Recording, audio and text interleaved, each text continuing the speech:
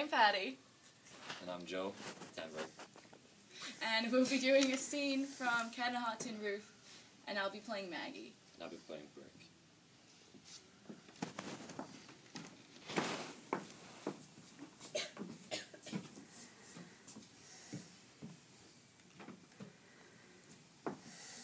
Why, last week in Memphis, everywhere that I went, Ms. Eye sprinkles right through my clothes. In the country club and restaurants, department stores. Why, there wasn't a man that didn't look at me and just eat me up. Why, at Alice's birthday party for her New York cousins, the best-looking man in the crowd tried to follow me upstairs and forced his way with me. Try to force his way into the powder room with me, Brick. Why didn't you let him in, Maggie? Because I'm not that common, for one thing. Not that I wasn't almost tempted to. You'd like to know who it is, hmm? Well, it's Sonny Boy Maxwell, that's it. Sonny Boy Maxwell. You know, he was a good broken field runner back in the days, then he had an injury in his back, and like everyone else had to quit. Well, he has no injury now, has no wife, and still has a ledge for me. I see no reason to lock him out of the powder room in that case.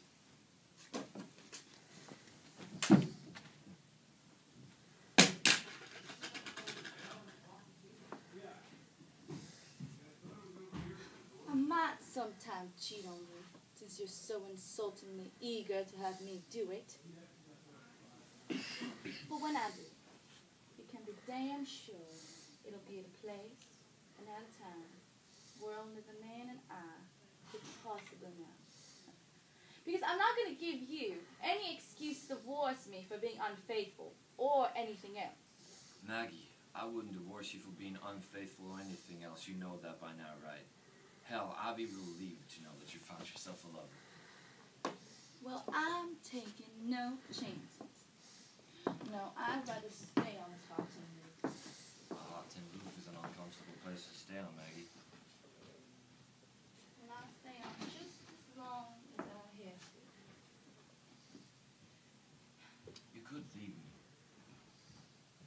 Don't want to and will not. Plus, separation would cost you, and what money you get for what you get from Big Daddy. And he's dying of cancer. That is not what Big Mama said, Maggie. She told us everything was all right. Well, she got the same story they gave Big Daddy, and was just mistaken him by it, poor thing. But tonight, Rick, tonight they're going to tell the truth. Tonight, when Big Daddy goes to bed, they're going to tell her that he's dying of cancer. It's malignant, and it's hopeless. Does Big Daddy know that? Hell, do they ever know? Nobody says you're dying. Yes, fool then. Yes, fool then.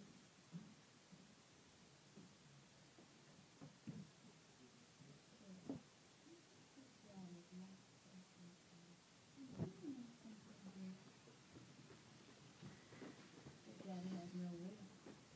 Big Daddy never had a will in his life.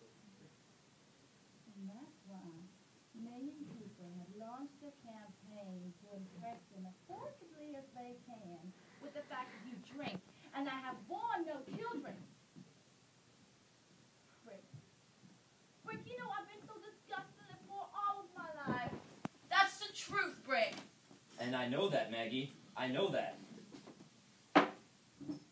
Always had to suck up to people I couldn't stand because they had money. And I was as poor as Job's turkey. You don't know what that's like. Well, I'll tell you. It's like being 1,000 miles away from Eco Spring. And you'd have to get back on it on that broken ankle without the crutch. That's what it's like to be as poor as Job's turkey.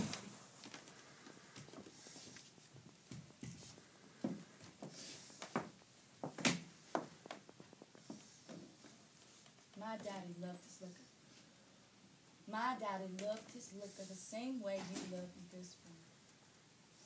And my mama, having to maintain some semblance of social position on $150 a month on those disgusting old government bonds. When I came out, the year I made my debut, I had 2 evening gowns. One, my mother made me from a pattern in Vogue, and the second, a hand-me-down from a snotty rich cousin I hated. But the wedding gown that I married you in was my grandmother's. Frank, you got to be old with money. Because to be old without it's just too awful. Break. You could be young or with money. But you can't be old without a break. That's the truth.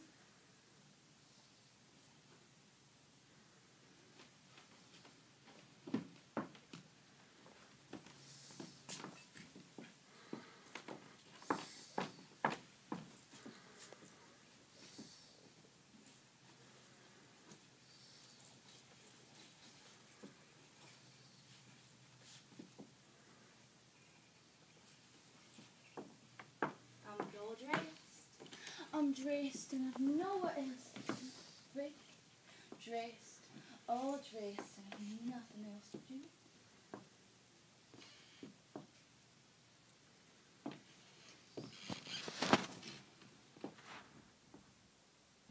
I know where I made my mistake. Yes, I thought a whole lot about it, and now I know when I made my mistake. Yes, I made my mistake when I told you about the thing with Skipper. Never should have confessed a Maggie, shut up about Skipper. I mean it. Shut up about Skipper. You don't know anything about that. Shut up about it. Brick, you gotta understand that Skipper and I never meant to do anything. You don't think I'm serious, Maggie? This is serious. You're fooling. You're messing around with something you shouldn't mess around with. Brick. This time... It was Skipper that told me, Maggie, not you. No, I told you. After he told me, Maggie. What does it matter who told you? All right, little girl. Little Brick, girl. I'm not gonna stop Can you myself. bring everybody I'm upstairs? telling you this in front of the Little whole. girl, If can I you bring had to. everybody Because upstairs? you Bring never the let me finish.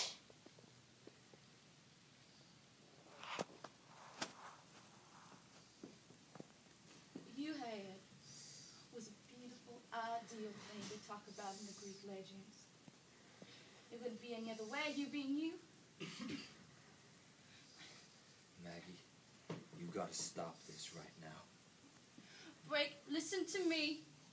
I understand all about it. I think it was noble. Can't you see I'm sincere when I say I respect it?